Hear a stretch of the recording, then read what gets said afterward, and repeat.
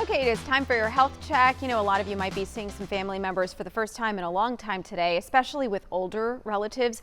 Stay aware of signs of cognitive decline. Memory loss is the most common thing.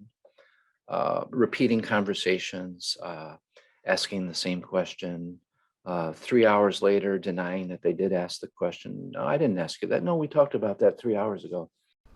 Dr. Paul Schultz says early signs of dementia present as more than just forgetfulness. So language changes, difficulty finding words, trouble finding their way around a familiar place, change in mood, or overlooking a simple task like not turning on the oven while cooking might be signs that there's been a chemical change in the brain. Probably half the people I see show up with a mood issue. So, in other words, for the first time in their life, they're depressed or anxious.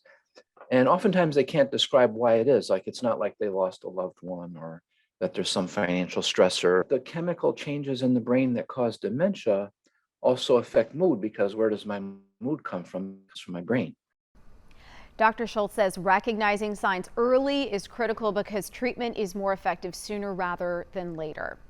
And if being around your family means mixed emotions, maybe a little anxiety leading up to gatherings, it is good to be in tune with that. Mental health experts say, remember, everyone is coming to the table, literally, with different challenges. So leave any old tension or friction in the past and just try to enjoy the present. Don't worry about the past. Don't worry about resolving conflicts. Focus on the moment. It can also be helpful to almost stand outside of yourself and just observe what's happening. Observe others, their reactions, your reactions, and most importantly, remembering that we can only control ourselves. Dr. Bradshaw says the best way to have genuine conversation is by asking open-ended questions. How are you? How are the kids? How is your relationship?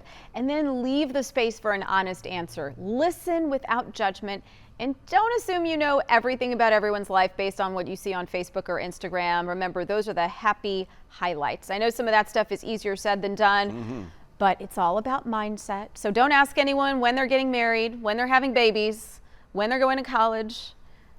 Okay. Leave that stuff out of the conversation. Just be pleasant.